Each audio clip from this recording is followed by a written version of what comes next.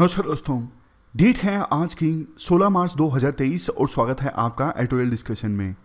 आज हिंदू में देखो ज़्यादा इंपॉर्टेंट आर्टिकल्स हैं नहीं। एक आर्टिकल है ओकस से संबंधित, जिसे हम कल इंडियन एक्सप्रेस में जो सी राजा मोहन का आर्टिकल पब्लिश हुआ है ना, उसके साथ कंबाइन करके डिस्कस करेंगे। मतलब कॉम्प्रीहेंसिव ढंग से ये ओकस वाला इशू डिस्कस करेंगे। 2021 के लास्ट में ये ग्रुप बना था, अभी फिर से क्यों सुर्खियों में आया है, पूरा बैकग्राउंड क्या मायने हैं इस ग्रुप के, सब कुछ डिस्कस करेंगे। दूसरे नंबर पे आर्टिकल हम डिस्कस करेंगे आज लैंडफिल्स से संबंधित। कोची शहर है ना केरला का, वहां पे लैंडफिल यानी कूड़े का जो पहाड़ था उसमें आग लग गई। पूरे कोची शहर में धुआं धुआं हो गया है। 13 दिन हो गए, अभी तक आग को नहीं बुझाया जा सका है। फिर सबसे लास्ट में एथिक्स का एक टॉपिक हम निपटाएंगे। देखो हिंदू के आर्टिकल्स क्या है, जैसे ये आर्टिकल है चाइना का। चाइना की डिप्लोमेट ने आर्टिकल लिखा है, इंडिया चाइना रिलेशन के बारे में अच्छी अच्छी बातें बोली गई हैं। पहले तो ये डिप्लोमेट चाइना की अच्छाई करती हैं, मतलब चाइना की तारीफ करती हैं, हम ऐसे ग्रोथ कर रहे हैं, ये कर रहे हैं, वो कर रहे हैं। बाद में बोलते हैं कि इंडिया और चाइना को मिलके डेवलपिंग कंट्रीज़ की आवाज़ उठानी चाहिए। हमसे अगर इंडिया माल इंपोर्ट करेगा, मटेरियल वगैरह, इक्विपमेंट्स वगैरह, तो उसका इस्तेमाल कर सकता है मेड इन इंडिया प्रोडक्ट बनाने के लिए, सप्लाई चेन्स का हिस्सा बनने के लिए। हमने इंडिया के लिए अपनी मार्केट ओपन की है, इंडिया को भी अपनी मार्केट हमारे लिए ओपन करनी चाहिए। ये सब जो बेसिक बातें नहीं होती, जो बिल्कुल आइडियल बातें हैं, जिनको मतलब सिर्फ लिखने के लिए लिख दिया गया है। अदरवाइज तो आपको भी पता है एलएसी पर चाइना कितना ज़्यादा एग्रेसिव है। यहाँ पे आर्टिकल है राजभवन वर्सेस प्रगति भवन। राजभवन मतलब गवर्नर ऑफिस, प्रगति भवन मतलब सीएम ऑफिस। तेलंगाना की बात की जा रही है। तेलंगाना असेंबली ने बिल सेंड किए, पास करके गवर्नर ऑफिस के पास में, उन्होंने अभी तक साइन नहीं किया, बिल को रोके रखा। इस बात को लेके विवाद है, हर बार ये इशू सुर्खियों में आता है, हर एक स्टेट की कहानी है। और कई बार हम ये गवर्नर का रोल वो सब डिस्कस कर चुके हैं। प्रोविजन देखो आपको पता है, स्टेट असेंबली के द्वारा जो भी बिल भेजा जाता है ना गवर्नर के पास में, या तो एक्सेप्ट करना होता है, साइन करना होता है, या फिर रिकंसिडरेशन के लिए भेजना होता है। रिकंसिडरेशन जब कर लिया जाता है एक बार हाउस के द्वारा और फिर से उस बिल को सेंड कर दिया जाता है, तो गवर्नर के पास कोई ऑप्शन नहीं होता, फिर साइन करना ही होता है। लेकिन लूप होल का फायदा उठाया जाता है गवर्नर के द्वारा। लूप होल ये है कि टाइमलाइन नहीं रखी गई है कि कितने समय के अंदर बिल को साइन करना है या फिर वापस भेजना है। इसी लूप होल का फायदा गवर्नर उठाते हैं और कई समय तक अपने पास बिल को रखे रहते हैं। तो यही विवाद सामने आया तेलंगाना में, और तेलंगाना की सरकार का आरोप है कि गवर्नर तो लोगों की ग्रीवेंसेस सुन रहे हैं और अलग अलग डिपार्टमेंट्स को सेंड कर रहे हैं। ये गलत है। मतलब लोगों की प्रॉब्लम्स को सुनना सरकार का काम है, ना कि गवर्नर का। ये एग्जीक्यूटिव का काम है। हालांकि चीफ एग्जीक्यूटिव गवर्नर ही हैं, बट वो सिर्फ नॉमिनल हैं, असली पावर तो सीएम के पास होती है ना। तो मतलब घिसे पिटे आर्टिकल्स हैं, इसलिए हम अलग अलग न्यूज़पेपर से आर्टिकल उठाएंगे। और अटल बिहारी वाजपेयी का कोट है जो आप इस्तेमाल कर सकते हो, हम अननेसेसरली मतलब बिना आवश्यकता के अपने बहुत सारे प्रीशियस जो रिसोर्स हैं वो वार्स में वेस्ट कर रहे हैं, जबकि हमें युद्ध करना चाहिए अनएम्प्लॉयमेंट के अगेंस्ट, डिजीज के अगेंस्ट, पॉवर्टी के अगेंस्ट, बैकवर्डनेस के अगेंस्ट। कोट देखो सिंपल है, मतलब ऐसा नहीं कि बहुत ज़्यादा यूनिक कोट है, सिंपल है, लेकिन अलग अलग जगहों पर आप इस कोट का इस्तेमाल कर सकते हो। जैसे अनएम्प्लॉयमेंट के बारे में लिखना हो, डिजीज के बारे में लिखना हो, पॉवर्टी के बारे में लिखना हो, बैकवर्डनेस के बारे में लिखना हो, अलग अलग जगहों पर आप इस कोट का इस्तेमाल कर सकते हो। चलिए डिस्कशन स्टार्ट करते हैं। फर्स्ट इंपॉर्टेंट आर्टिकल ओकस से संबंधित है। आप जीएस पेपर सेकंड के इस टॉपिक से आर्टिकल को रिलेट कर सकते हो। देखो बेसिक्स की बात पहले करते हैं। आपको पता है चाइना पिछले काफ़ी सालों में बहुत पावरफुल हो गया है और यूएसए को चैलेंज कर रहा है। खास करके इंडो पैसिफिक रीजन में चाइना का जो इन्फ्लुएंस है काफ़ी ज़्यादा बड़ा है। तो यूएस ना चाइना को कंटेन करना चाहता है। मतलब यूएस नहीं चाहता कि चाइना पावरफुल हो, चाइना का इन्फ्लुएंस अलग अलग रीजन्स में इंक्रीज हो। इसके लिए यूएस दूसरे देशों के साथ मिलकर ग्रुप भी बना रहा है। जैसे क्वेड के बारे में आप जानते हो, क्वेड में 4 देश हैं, ऑस्ट्रेलिया, इंडिया, यूएस और जापान। चारों देशों को ना चाइना से खतरा है। चारों देश ये समझते हैं चाइना का जो राइज है, चाइना जो पावरफुल हुआ है, ये पीसफुल नहीं है। चाइना हमें फ्यूचर में तंग कर सकता है, इसलिए ये 4 देश एक साथ आए। बट देखो सिर्फ ये एकमात्र ग्रुप नहीं है जो चाइना के अगेंस्ट बना है, और भी ग्रुप्स बने हैं। एक एग्जाम्पल है ओकस। ओकस में 3 देश हैं, ऑस्ट्रेलिया, यूएस और यूके। ओकस की जो घोषणा हुई थी ना, वो 2021 के लास्ट में हुई थी। ओकस जो ग्रुप बना है, मकसद सेम है। जो मकसद क्वाड का है कि लाइक माइंडेड कंट्रीज, जो डेमोक्रेटिक कंट्रीज हैं, एक साथ आई हैं चाइना का मुकाबला करने के लिए इंडो पैसिफिक रीजन में, यही मकसद ओकस का भी है।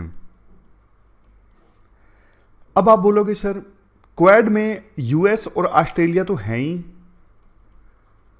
तो यूके को ही क्वाड में शामिल कर लेते, अलग से ग्रुप क्यों बनाया? देखो ओकस में ना कुछ ऐसी अरेंजमेंट है जो क्वाड में नहीं की जा सकती थी। जैसे मैं आपको बताता हूं, ओकस में यह डिसाइड किया गया है कि यूएस और यूके मिलके ऑस्ट्रेलिया को न्यूक्लियर पावर्ड सबमरीन देंगे। न्यूक्लियर पावर्ड सबमरीन दी जाएगी यूएस और यूके के द्वारा मिलके ऑस्ट्रेलिया को। यहां पर बड़ी बात देखो ये है, न्यूक्लियर पावर्ड सबमरीन अभी बहुत कम देशों के पास में है, और न्यूक्लियर पावर्ड सबमरीन जो यूएस यूके मिलके ऑस्ट्रेलिया को देंगे, इसको लेके काफ़ी सारे कंसर्न्स भी हैं रशिया और चाइना में। उनका ये कहना है कि यूएस यूके ऑस्ट्रेलिया को न्यूक्लियर पावर सबमरीन दे रहे हैं, ये नॉन प्रोलिफरेशन ट्रीटी का उल्लंघन है। नॉन प्रोलिफरेशन ट्रीटी जो साइन हुई थी 1968 में, जिसमें कहा गया था कि सिर्फ 5 देशों के पास में न्यूक्लियर वेपन्स हो सकते हैं, बाकियों के पास नहीं हो सकते, जो सिक्योरिटी काउंसिल में परमानेंट मेंबर्स हैं। बट इसके जवाब में यूके का ये कहना है, देखो आप ध्यान से समझिए, दोनों अलग अलग चीजें हैं। हम ऑस्ट्रेलिया को ऐसी सबमरीन दे रहे हैं जो न्यूक्लियर पावर से चलेगी, लेकिन ऐसी सबमरीन नहीं दे रहे हैं जिसमें न्यूक्लियर वेपन्स डिप्लॉय होंगे। दोनों अलग अलग चीजें हैं। न्यूक्लियर पावर से चलने वाली सबमरीन दे रहे हैं, ना कि ऐसी सबमरीन दे रहे हैं जिसपे न्यूक्लियर वेपन डिप्लॉय होंगे और जब चाहे उस सबमरीन से न्यूक्लियर वेपन्स को लॉन्च किया जा सकता है। नहीं, सबमरीन में न्यूक्लियर वेपन्स नहीं होंगे, बस वो सबमरीन चलेगी न्यूक्लियर पावर से। डिफरेंस क्या है? डिफरेंस देखो ये है, आपको सबमरीन के बारे में तो पता है, सबमरीन बहुत ज़्यादा इंपॉर्टेंट है आज के समय में। कोई भी देश है, मैं आपको मैप दिखाता हूँ, इंडिया का एग्जाम्पल नहीं लेंगे हम, जैसे चाइना है, ऑस्ट्रेलिया के पास सबमरीन आ गई। अब चाइना के कोस्ट के आसपास माइन बिछाई जा सकती है सबमरीन के द्वारा। सबमरीन कई दिनों तक पानी के नीचे रह सकती हैं, पता नहीं लगता। सरफेस पे जो शिप्स चलते हैं उनको डुबोया जा सकता है सबमरीन के द्वारा। अब सबमरीन देखो, या तो डीजल से चलेंगी, फ्यूल तो चाहिए ना एक तरफ डीजल से चलने वाली सबमरीन है। अब अनलिमिटेड डीजल तो आप ला नहीं सकते सबमरीन में, जल्दी ही फ्यूल खत्म हो जाएगा और सबमरीन को पानी के ऊपर आना पड़ेगा अपनी रीसप्लाईज के लिए। लेकिन देखो, जो न्यूक्लियर पावर्ड सबमरीन्स होती हैं ना, जो न्यूक्लियर पावर से चलती हैं, वो तो देखो अनलिमिटेड टाइम तक, मतलब कई सालों तक, अनलिमिटेड टाइम तो थोड़ा ज़्यादा हो गया, कई कई साल तक पानी के नीचे रह सकती हैं। अगर फूड सप्लाईज इनफ है, अगर फूड है ना खाने के लिए, तो कई कई सालों तक न्यूक्लियर पावर्ड सबमरीन पानी के नीचे रह सकती हैं। न्यूक्लियर पावर्ड सबमरीन आवाज कम करती हैं, तेज भाग सकती हैं। तो ये फायदे हैं न्यूक्लियर पावर्ड सबमरीन के। ये जो वर्ड्स हैं ना, आप अक्सर देखते रहते हो, SSN, SSBN, SSK, SSB। जल्दी से आपको एक बार बता देता हूं आधे मिनट में। SSK मतलब conventionally powered attack submarine, SSB मतलब conventionally powered ballistic missile submarine. इसके बाद SSN मतलब nuclear powered attack submarine, SSBN nuclear powered ballistic missile submarine. बस वर्ड्स देखने थे एक बार। अब थोड़ा डिटेल से ओकस के बारे में जानते हैं। देखो, ओकस की डिक्लेरेशन हुई थी 2021 के लास्ट में। एक्चुअली ना ऑस्ट्रेलिया को फ्रांस से सबमरीन लेनी थी, तो एकदम से ओकस की घोषणा हुई और यह भी डिसाइड हुआ कि यूएस यूके मिलके ऑस्ट्रेलिया को न्यूक्लियर पावर सबमरीन देंगे। तो उस समय फ्रांस नाराज भी हो गया था कि बात हमसे चल रही थी, लेकिन यूएस ने हमारी पीठ में छुरा घोंप दिया और डिक्लेयर कर दिया कि हम बेचेंगे ऑस्ट्रेलिया को सबमरीन, तो हमसे बिजनेस छीनने वाली बात है। तब से लेके अभी तक ओकस के बारे में काफ़ी चर्चा हुई है। अभी फिर से सुर्खियों में इसलिए आया है कि इस हफ्ते तीनों देशों के प्रीमियर्स, ऑस्ट्रेलिया, यूएस और यूके, तीनों देशों के जो प्रीमियर्स हैं ना, इन्होंने मुलाकात की यूएस के लोमा पोर्ट में, और ओकस कैसे कैसे फेजेस में आगे बढ़ेगा उसके बारे में बताया गया। जैसे देखो, पहला फेज जो है ओकस ग्रुप का वो स्टार्ट हो चुका है। इस साल के शुरुआत में होगा क्या सबसे पहले फेज में, मतलब कैसे ये ग्रुप आगे काम करना स्टार्ट करेगा। पहले फेज में देखो यूएस और यूके की जो नेवीज है ना, इन दोनों देशों की नेवीज में ऑस्ट्रेलिया के पर्सनल, ऑस्ट्रेलिया के जो नेवी के लोग हैं वो शामिल होंगे। मतलब ऑस्ट्रेलिया की नेवी के लोग इन दो देशों की नेवीज में शामिल होंगे तो सीखेंगे साथ में काम करके। जैसे एक यूपीएससी का एस्पायरेंट दूसरे एस्पायरेंट की संगति में रहता है तो सीखता है ना, वैसे ही ऑस्ट्रेलियन नेवी के लोग यूएस यूके की नेवी में रहेंगे तो सीखेंगे। इसके बाद यूएस और यूके की नेवी के जो शिप्स वगैरह हैं, सबमरीन हैं, वो ऑस्ट्रेलिया में आने स्टार्ट होंगे। ऑस्ट्रेलिया के पोर्ट्स में ऑस्ट्रेलिया की नेवी को ट्रेन करना स्टार्ट किया जाएगा यूएस और यूके की नेवी के द्वारा। ये पहला फेज होगा। सेकेंड फेज में यूएस और यूके की जो न्यूक्लियर सबमरीन्स है ना, वो बारी बारी से ऑस्ट्रेलिया में जाके आएंगी, और यूएस ऑस्ट्रेलिया को 5 nuclear powered Virginia class submarine बेचेगा। ये सब होगा दूसरे फेज में। तीसरे फेज में क्या होगा, तीसरे फेज में तीनों के द्वारा मिलकर एक नई सबमरीन डेवलप की जाएगी जिसका नाम होगा SSN ओकस। तीनों देश ये नई सबमरीन बनाएंगे, बाद में इसको यूज करेंगे। समझ गए? तो ये 3 फेसेस में ग्रुप काम करना स्टार्ट करेगा। बहुत ज्यादा बिल्कुल माइक्रो डिटेल्स में आपको याद रखने की आवश्यकता नहीं है, लेकिन देखो ऑस्ट्रेलिया के टैक्स पेयर्स का ना काफी खर्चा आएगा इस प्रोजेक्ट में, $250 बिलियन के आसपास, और 3 देशों का मिला के खर्चा आएगा $368 बिलियन। और जैसा कि देखो होना भी चाहिए, चाइना और रशिया काफी इनसिक्योर हैं इस ग्रुप से। इनका यह कहना है कि आप न्यूक्लियर टेक्नोलॉजी दे रहे हो ऐसे देश को जिसने एनपीटी साइन किया है, ये एनपीटी का वायलेशन है। तो यूएसए का वही स्टैंड है कि हम न्यूक्लियर पावर्ड सबमरीन दे रहे हैं, न्यूक्लियर वेपन्स नहीं दे रहे हैं। अभी देखो 3 देशों के प्रीमियर्स मिले ना, तो इस मुलाकात में यूके के जो प्रधानमंत्री हैं इन्होंने तो साफ बोल दिया कि देखो आज के समय में वर्ल्ड में जो सबसे इंपॉर्टेंट चैलेंजेस है ना, वो ये हैं रशिया का यूक्रेन के ऊपर अटैक करना, चाइना की असर्टिवनेस बढ़ रही है, ईरान, नॉर्थ कोरिया ये डिस्टेबलाइज करने वाला बिहेवियर शो कर रहे हैं। एक चीज देखो ये बोली जाती है, जैसे ऑस्ट्रेलिया के पास में अब ये न्यूक्लियर पावर्ड सबमरीन होगी, जिसे चाइना बार बार बोलता है कि हम ताइवान पे कब्जा कर लेंगे, तो कल को चाइना ऐसी कोई कोशिश करता है ना, तो ऑस्ट्रेलिया के पोर्ट से सबमरीन जो है तुरंत जा सकती है ताइवान की हेल्प के लिए। ये रास्ता मैंने बिल्कुल घुमा के बता दिया, सिंपली रास्ता कोई होगा जहां से भी जाएगी सबमरीन, तो ताइवान की सुरक्षा के लिए सबमरीन जा सकती है। यूएस ने जैसे कि भरोसा दिलाया है कि ताइवान की सुरक्षा हम करेंगे, और ऑस्ट्रेलिया एलाई कंट्री है यूएसए का, तो ऑस्ट्रेलिया की सबमरीन सबसे नजदीक होगी, साउथ चाइना सी में तुरंत जा सकती है। देखो क्वाड जो ग्रुप है ना, वो ज्यादा फोकस नहीं कर रहा है मिलिट्री और सिक्योरिटी एस्पेक्ट पे, क्योंकि इंडिया के थोड़े कंसर्न्स हैं। इंडिया नहीं चाहता कि ऐसा लगे चाइना को कि हम चाइना के अगेंस्ट हमने एक मिलिट्री ग्रुप बना लिया है, तो इसलिए क्वाड जो है अभी एक फुल फ्लेज मिलिट्री ग्रुप के रूप में इमर्ज नहीं हुआ है।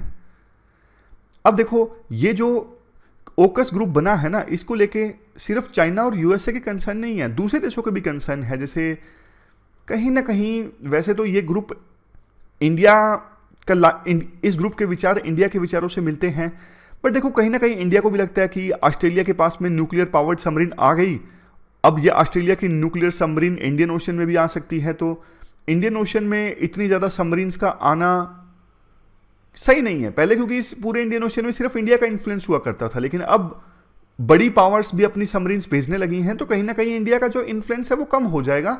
इंडिया का ये कंसर्न है।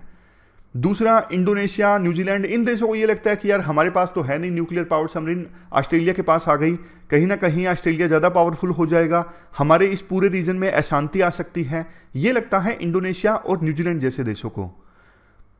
कुल मिला के देखो ये जो ओकस है ना, ये एक बहुत बड़ा इंपॉर्टेंट इवेंट है, आप कह सकते हो ग्रेट पावर पॉलिटिक्स में, क्योंकि जैसे मैंने आपको बताया न्यूक्लियर पावर्ड सबमरीन हर एक देश को नहीं दी जाती, इवन जापान और इंडिया भी नहीं एक्सपेक्ट कर रहे हैं कि यूएस हमें देगा न्यूक्लियर पावर्ड सबमरीन। यूएस ने भी ये बोला कि one of the rare fact है जिसमें हम ऑस्ट्रेलिया को न्यूक्लियर पावर्ड सबमरीन देंगे, हर एक को नहीं देंगे। तो ग्रेट पावर पॉलिटिक्स में बहुत इंपॉर्टेंट इवेंट है। आगे देखो इस प्रकार के ग्रुप, इस प्रकार की राइवलरी और भी ज्यादा देखने को मिलेगी। तो ये पूरा आर्टिकल हमने डिस्कस किया ओकस से संबंधित। चलते हैं आगे। इसके बाद नेक्स्ट आर्टिकल लैंडफिल्स में आग लगने की घटनाओं से संबंधित है। क्या कंटेस्ट है? देखो केरला के कोची में ना 3 मार्च को वहां पे एक लैंडफिल है, यानी कूड़े का पूरा बहुत बड़ा ढेर है, वहां पे आग लग गई। और ना अभी कितने दिन हो चुके हैं? 13 दिन हो चुके हैं, आज 16 मार्च है। अभी तक वो आग पूरी तरह से बुझी नहीं है। आसपास के एक बहुत बड़े एरिया में, मतलब कोची शहर के एक बड़े एरिया में पूरा धुआं धुआं हो गया है इस कूड़े के ढेर में आग लगने की वजह से। ढेर नहीं कहेंगे इसको, पहाड़ बोलेंगे, कूड़े का पहाड़। दिल्ली और दूसरी जगहों पर भी कूड़े के पहाड़ में आग लगने की घटनाएं सामने आती हैं, खास करके समर सीजन में। तो इससे संबंधित एक बढ़िया आर्टिकल हमने पहले भी डिस्कस किया था, तो एक बार वो रिवाइज करते हैं। अगर हम ये चाहते हैं फ्यूचर में लैंडफिल साइट्स पर आग ना लगे तो क्या किया जा सकता है, आग लगने के क्या नुकसान होते हैं, आग बुझाना क्यों मुश्किल है, वो सारे एस्पेक्ट्स हम एक एक करके डिस्कस करते हैं। वैसे देखो यूएस एनवायरमेंट प्रोटेक्शन एजेंसी ने स्पेसिफिक गाइडलाइंस जारी की हैं कैसे लैंडफिल्स को क्रिएट किया जाए और कैसे मैनेज किया जाए। इंडिया में जो लैंडफिल्स है ना, वो new solid waste management rules 2016 के तहत मैनेज होते हैं। ये प्री के लिए इंपॉर्टेंट है। अगर यूपीएससी पूछे प्री में कि लैंडफिल्स कौन से रूल्स के तहत मैनेज होते हैं, तो new solid waste management rules. लेकिन देखो बहुत सारी साइट्स हैं, जैसे भालसवा, ये लैंडफिल वाली साइट ही आप मान लीजिए, ये ना इन रूल्स को मानती नहीं है। मतलब जो भी बॉडीज इन लैंडफिल्स को मैनेज करती हैं ना, वो प्रॉपर रूल्स के तहत नहीं करती हैं।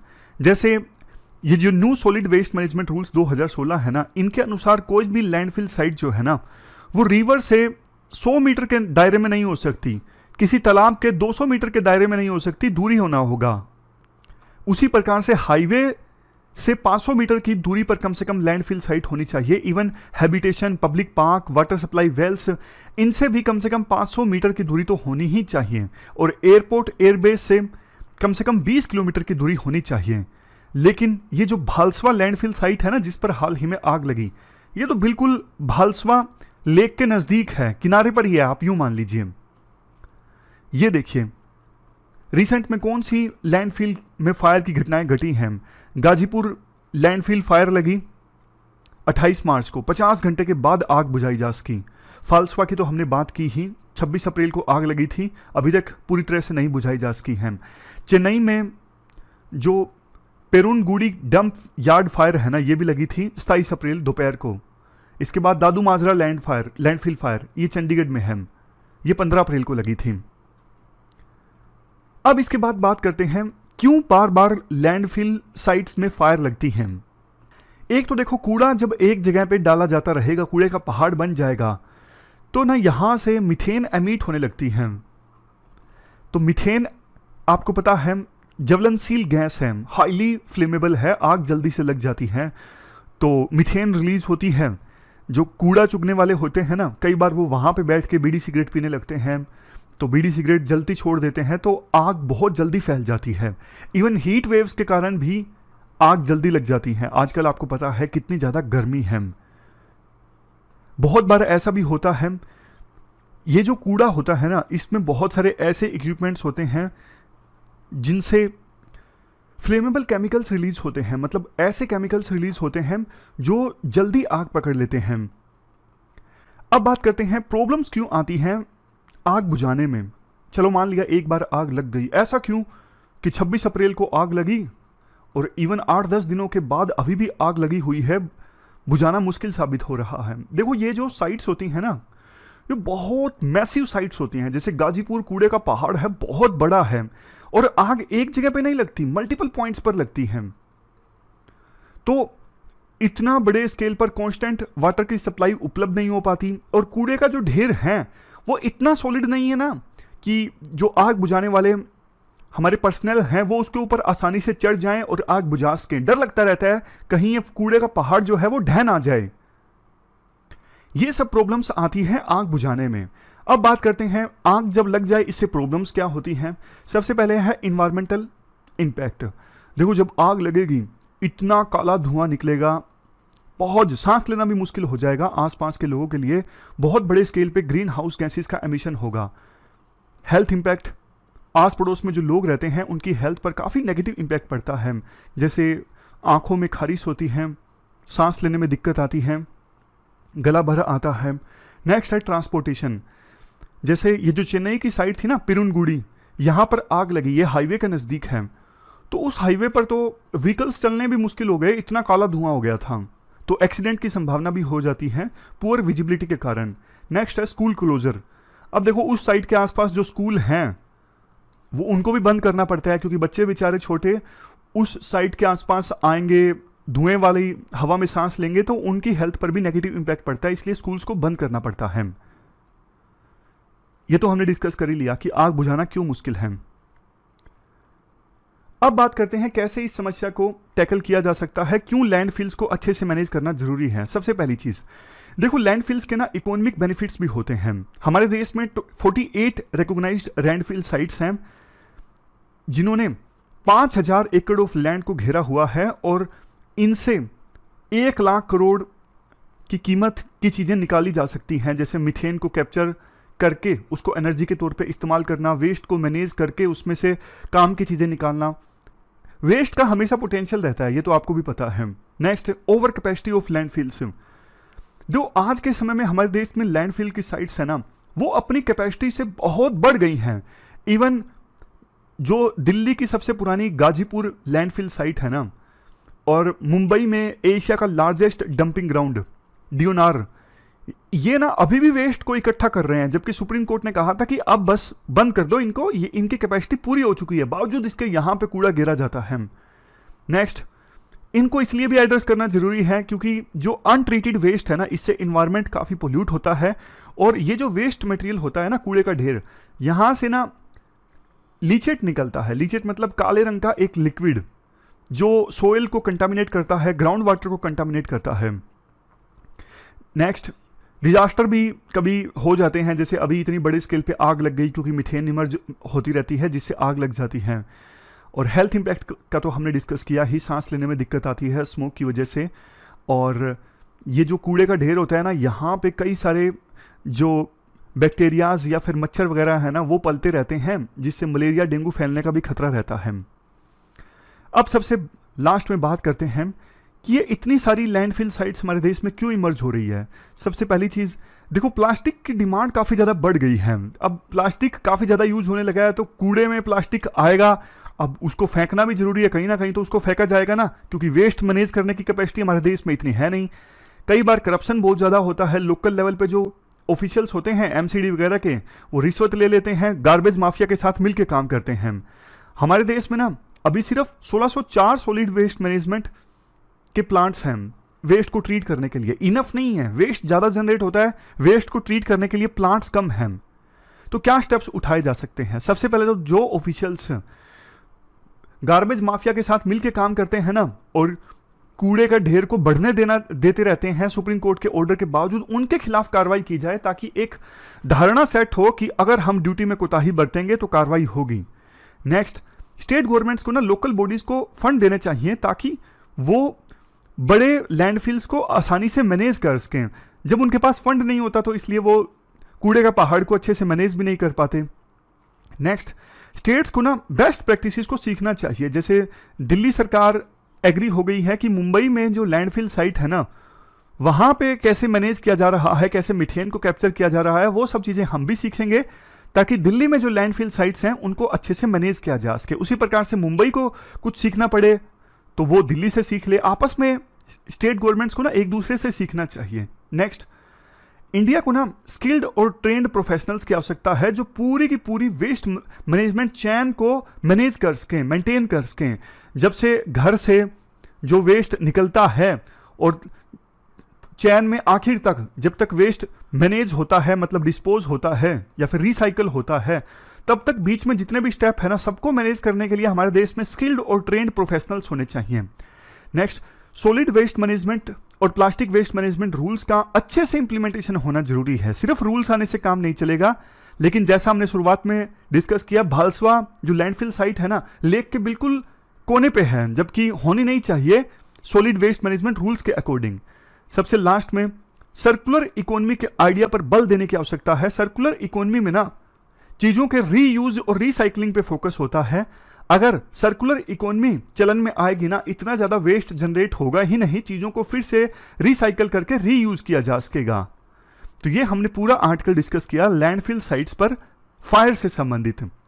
ये पूरा आर्टिकल हमने डिस्कस किया लैंडफिल्स से संबंधित। अब लास्ट में देखो एथिक्स का एक वैल्यू से संबंधित टॉपिक हम कवर कर लेते हैं। वैल्यूज, एथिक्स, वैल्यूज के डिफरेंस, वैल्यूज की इंपॉर्टेंस, वो सब चीजें हम इस टॉपिक में डिस्कस करेंगे। वैल्यूज हैं क्या? देखो बिल्कुल आसान शब्दों में बात करते हैं ताकि आपको समझ में आ जाए। जब देखो कोई इंडिविजुअल, राम सिंह ये बोलता है कि ऑनेस्टी, लॉयल्टी, कंसिस्टेंसी ये मेरी वैल्यूज हैं, तो इसका सिंपल मतलब ये है राम सिंह इन चीज़ों को बहुत ज़्यादा इंपॉर्टेंस देता है। तो इसका मतलब तो सीधा सीधा ये हुआ ना, वैल्यूज आर प्रेफरेंसेस। वैल्यू मतलब एक ऐसी चीज़ जिसको आप बहुत ज़्यादा इंपॉर्टेंस देते हो, वो आपके लिए बहुत ज़्यादा वैल्यूएबल है। और जो चीज़ आपके लिए इंपॉर्टेंट है, जो चीज़ आपकी प्रेफरेंस है, उसके साथ आप आसानी से कॉम्प्रोमाइज़ नहीं करोगे। मैं आपको एग्जांपल देता हूँ। जैसे देखो ऑनेस्टी आपकी वैल्यू है, तो फिर लाइफ में अगर कोई ऐसी सिचुएशन आती है कि आपको कोई गलत तरीके से पैसा कमाने के लिए बोलता है या फिर गलत तरीके से मार्क्स गेन करने के लिए बोलता है, तो आप नहीं करोगे, क्योंकि आपके लिए ऑनेस्टी एक वैल्यू है। ऑनेस्टी आपके लिए बहुत इंपॉर्टेंट है। आप कोई ऐसा एक्शन नहीं लोगे जो कि आपकी वैल्यू के अगेंस्ट हो, यानी आपकी प्रेफरेंस के अगेंस्ट हो, यानी आप जिस चीज़ को इंपॉर्टेंस देते हो उसके अगेंस्ट हो। तो ये आपने आसान शब्दों में समझ लिया कि वैल्यूज़ हैं क्या। अब देखो पेपर में आपको लिखना हो तो ये डेफिनेशन आप लिख सकते हो। Values imply preferences. Values are beliefs held by people that guide them towards desirable behaviour. जैसे देखो आपका ये मानना है कि हमेशा लाइफ में सच बोलना चाहिए, कभी झूठ नहीं बोलना चाहिए, आपकी ये मान्यता है। बिलीव्स मतलब मान्यता।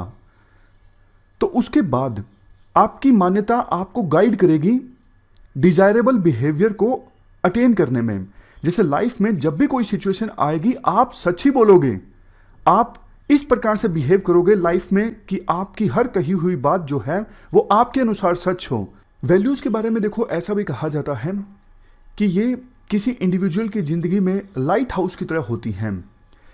जैसे देखो एक नेविगेटर मैप की सहायता से ये पता लगाने की कोशिश करता है कि उसे जाना कहाँ है, उसी प्रकार से किसी इंडिविजुअल की वैल्यूज़ उसे हेल्प करती हैं डिसीजन मेकिंग में, कि लाइफ में कैसे डिसीजंस लेने हैं। किसी पर्सन की वैल्यूज़ हैं ऑनेस्टी, ट्रूथ, लव, कंपैशन, तो फिर वो उसी प्रकार से बिहेव करेगा, उसी प्रकार से डिसीजंस लेगा। यानी वैल्यूज़ बिहेवियर को गाइड करती हैं। अब देखो आपके मन में एक क्वेश्चन जरूर आना चाहिए। अगर आपने पीछे के लेक्चर्स अच्छे से देखे हैं तो एक क्वेश्चन आपके दिमाग में जरूर आना चाहिए। एथिक्स भी तो बिहेवियर को गाइड करते हैं ना, और हम बात कर रहे हैं वैल्यूज़ भी बिहेवियर को गाइड करती हैं, तो फिर दोनों में डिफरेंस क्या है? डिफरेंस देखो है। पहले आप मुझे ये बताइए एथिक्स की डेफिनेशन क्या है। एथिक्स की सिंपल डेफिनेशन ये है मोरल स्टैंडर्ड्स जिनको सोसाइटी के द्वारा एक्सेप्ट किया गया है और उसके बेसिस पे ये तय किया जाता है कि ह्यूमन एक्शन राइट है या फिर रोंग है। जबकि वैल्यूज का मतलब क्या है? वैल्यूज मतलब प्रेफरेंसेस। वैल्यूज हमें ये बताती हैं, किसी इंडिविजुअल की वैल्यू हमें ये बताती है कि उस इंडिविजुअल के लिए क्या इंपॉर्टेंट है, क्या इंपॉर्टेंट नहीं है। सबसे पहला डिफरेंस तो देखो यही है, जहां एथिक्स एक तरफ generally accepted set of moral principles हैं, मतलब ऐसे मोरल प्रिंसिपल्स जिनको सोसाइटी में या फिर किसी ऑर्गेनाइजेशन में एक्सेप्ट कर लिया गया है, जबकि वैल्यू दूसरी तरफ ये बताती है किसी इंडिविजुअल के लिए क्या वैल्यूएबल है, क्या इंपॉर्टेंट है। तो कहने का एसेंस क्या निकला? कहने का एसेंस ये निकला वैल्यू होती है इंडिविजुअल लेवल पे, जबकि एथिक्स होते हैं बड़े लेवल पे, फॉर एग्जांपल ऑर्गेनाइजेशन लेवल पे या फिर सोसाइटल लेवल पे। दूसरा डिफरेंस, एथिक्स जहां देखो एक तरफ मोरालिटी से संबंधित क्वेश्चंस को भी एड्रेस करने की कोशिश करता है। जैसे एथिक्स मतलब क्या, जनरली एक्सेप्टेड प्रिंसिपल्स, जिसके बेसिस पे हम ये पता लगाते हैं कौन सा ह्यूमन एक्शन गलत है या फिर सही है। सही गलत की बात हम करते हैं ना एथिक्स में, लेकिन क्या वैल्यूज में हम सही गलत की बात करते हैं? नहीं करते। अब किसी के लिए पैसा कमाना भी तो एक वैल्यू हो सकती है ना, किसी भी कीमत पर। वो पैसा कमाने के लिए किसी भी कीमत पर जा सकता है, ये उसके लिए इंपॉर्टेंट है। जब हम वैल्यू की बात करते हैं, हम सही गलत की बात नहीं करते हैं। वैल्यूज हमें सिर्फ ये बताती है कि उस पर्सन के लिए क्या वैल्यूएबल है, क्या इंपॉर्टेंट है, उसकी प्रेफरेंस क्या है। सही क्या है गलत क्या है उसकी हम बात नहीं करते हैं। इसके बाद नेक्स्ट पॉइंट तो आपको अभी तक समझ में आ ही गया होगा। जो एथिक्स होते हैं सोसाइटी में सबके लिए कॉमन होते हैं, क्योंकि ethics are generally accepted moral principles in a society, तो ये तो सबके लिए कॉमन होंगे ना। लेकिन वैल्यूज सबके लिए कॉमन नहीं होती, वैल्यूज वेरी करती हैं पर्सन टू पर्सन। किसी चीज़ के लिए जस्टिस वैल्यूएबल हो सकता है, कंपैशन वैल्यूएबल हो सकता है, लेकिन कोई दूसरा पर्सन ऐसा भी हो सकता है जो पैसे को ज़्यादा इंपॉर्टेंस दे, जो मटेरियलिस्टिक चीज़ों को ज़्यादा इंपॉर्टेंट दे, उसके लिए ऑनेस्टी, जस्टिस, इन सब चीज़ों की कोई इंपॉर्टेंस ना हो। नेक्स्ट डिफरेंस, एथिक्स देखो प्रोफेशनल सेटअप में भी आती हैं, जैसे हमने डिस्कस भी किया मीडिया एथिक्स, मेडिकल एथिक्स। लेकिन वैल्यूज जो होती हैं वो पर्सन के पर्सनल एस्पेक्ट से जुड़ी होती हैं। नेक्स्ट, ये तीसरे पॉइंट से मिलता जुलता है। देखो किसी एक ऑर्गेनाइजेशन में जो एथिक्स होते हैं वो कंसिस्टेंट होते हैं। मान लीजिए ओनली आईएएस का ऑफिस है, तो ओनली आईएएस में जो जनरली एक्सेप्टेड प्रिंसिपल्स हैं वो सबके लिए कॉमन होंगे ना। हाँ, एक ऑर्गेनाइजेशन से दूसरे ऑर्गेनाइजेशन में जो एथिक्स हैं वो वेरी कर सकते हैं। ओनली आईएएस ऑर्गेनाइजेशन में एथिक्स कुछ अलग हो सकते हैं, दूसरे कोचिंग इंस्टीट्यूशंस में एथिक्स कुछ अलग हो सकते हैं, लेकिन एक ऑर्गेनाइजेशन में एथिक्स सबके लिए सेम होंगे। लेकिन जैसा आपको पता है, क्योंकि हमने अभी तो बहुत बार डिस्कस कर चुका है, हम वैल्यूज़ तो पर्सन टू पर्सन वेरी करती हैं। वैल्यूज़ को कंसिस्टेंट होना ज़रूरी नहीं है। किसी इंडिविजुअल के लिए वैल्यू कुछ हो सकती है, दूसरे इंडिविजुअल के लिए वैल्यू कुछ अलग हो सकती है। तो काइंड ऑफ वैसे 5 पॉइंट्स हमने डिस्कस किए, लेकिन आपस में मिलते जुलते पॉइंट हैं। मतलब 1-2 पॉइंट तो ऐसे हैं कि सेम बात को घुमा फिरा के फिर से लिख दिया गया है। तो ये हमने एथिक्स और वैल्यू के बीच में डिफरेंस समझा। अब मान लीजिए क्वेश्चन आ जाता है कि वैल्यूज़ की इंपॉर्टेंस क्या है। तो ये 5 पॉइंट्स आप याद कर लीजिए। सबसे पहला पॉइंट, वैल्यूज़ लाइफ में हमारी प्रायोरिटीज़ को सेट करती हैं। जैसे आपकी प्रायोरिटी है माता पिता को खुश रखना, पेरेंट्स को खुश रखना, तो आपके जो एक्शंस होंगे वो इसी तरफ केंद्रित होंगे। आप ऐसी चीज़ें करोगे जैसे आपके माता पिता खुश रहें। तो आपकी प्रायोरिटीज़ सेट करती हैं वैल्यूज़। उसके बाद नेक्स्ट, वैल्यूज़ हमें बताती हैं आपके लिए क्या इंपॉर्टेंट है, क्या इंपॉर्टेंट नहीं है। सेम एग्जांपल जो हमने पहले डिस्कस किया। मान लीजिए आपको मौका मिलता है गलत तरीके से पैसा कमाने का, लेकिन आपकी वैल्यू है ऑनेस्टी, ट्रूथ, तो फिर आप वो चीज़ नहीं करोगे, आप गलत तरीके से पैसा नहीं कमाओगे, बेशक आपको पैसों की जरूरत हो। तो वैल्यूज़ आपको बताती हैं क्या आपके लिए इंपॉर्टेंट है, क्या नहीं है। वैल्यूज़ आपको डिसीजन लेने में सहायता करती हैं। कभी लाइफ में कंफ्यूजन हो, डायलेमा आए, तो फिर आपको आपकी वैल्यूज़ पता हैं, प्रेफरेंसेस पता हैं, तो उस समय आप आसानी से उन प्रेफरेंसेस के बेस पर डिसीजन ले सकते हो। वैल्यू से हमें यह पता लगता है कि कोई इंडिविजुअल कैसा है। मान लीजिए ए इंडिविजुअल है, वो इन वैल्यूज़ पे को फोकस रखता है, लॉयल्टी, कंसिस्टेंसी, फोर्टिट्यूड, आगे हम डिस्कस भी करेंगे कुछ वैल्यूज़ के बारे में, इंटीग्रिटी। तो हमें पता लग जाएगा कि ये ए इंडिविजुअल जो है वो किस तरह का बंदा है। और मान लीजिए कमिटमेंट, वो वाले लोग होते हैं ना, एक बार कमिटमेंट कर दी तो फिर मैं अपने आप की भी नहीं सुनता। तो हमें पता लग जाता है कि ये बंदा किस तरह का है, क्या इस पर ट्रस्ट किया जा सकता है। हाँ, किया जा सकता है, क्योंकि उस बंदे के लिए कमिटमेंट की वैल्यू काफ़ी ज़्यादा है। इसलिए अगर हमें किसी इंडिविजुअल की वैल्यूज़ के बारे में पता लग जाए तो हमें पता लग जाएगा कि वो किस तरह का इंडिविजुअल है। सबसे लास्ट में, values help us to adjust in atmosphere.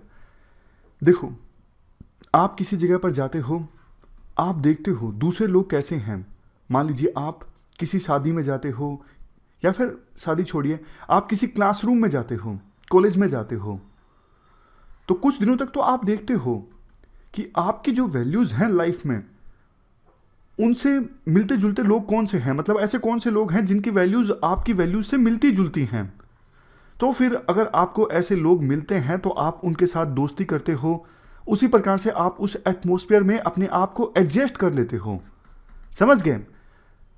कहीं पर भी आप जाते हो तो आप उन लोगों के साथ में घुल मिल जाते हो आसानी से जिनकी वैल्यूज़ आपकी वैल्यूज से मिलती जुलती हैं।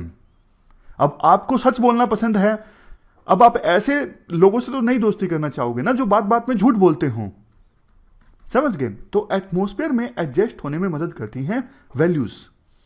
इस प्रकार से हमने वैल्यूज की इंपॉर्टेंस के बारे में समझा। अब आप मुझे एक बात बताइए, एक क्वेश्चन मैं आपसे पूछता हूं, ये जो वैल्यूज होती हैं ये जन्मजात होती हैं या फिर बाद में इन्हें हम अडोप्ट करते हैं? मतलब जन्म के साथ ही ये वैल्यूज आती हैं या फिर जैसे जैसे लाइफ आगे बढ़ती है, कैसी परवरिश मिली है, कैसे दोस्त हैं, कैसे माँ बाप हैं, कैसा स्कूल है, कैसी सोसाइटी है, उस बात पर डिपेंड करता है कि किसी इंडिविजुअल की वैल्यूज़ कैसी हैं। इसका आंसर देखो ये है, वैल्यूज़ जन्मजात भी होती हैं, यानी कुछ इंडिविजुअल्स के अंदर देखो कुछ वैल्यूज़ जेनेटिक होती हैं बचपन से ही, मतलब उसको ऐसा इन्वायरमेंट नहीं मिला लेकिन फिर भी उसके अंदर ये वैल्यूज़ हैं। लेकिन इसके साथ साथ वैल्यूज़ इनकलकेट भी होती हैं, यानी समय के अनुसार किसी भी इंडिविजुअल में कुछ वैल्यूज़ डाली जा सकती हैं, इनकलकेट की जा सकती हैं। तो समाज में वैल्यूज़ इनकलकेशन का इंपॉर्टेंस काफ़ी ज़्यादा है। क्यों? क्योंकि देखो वैल्यूज़ का इंपॉर्टेंस काफ़ी ज़्यादा है।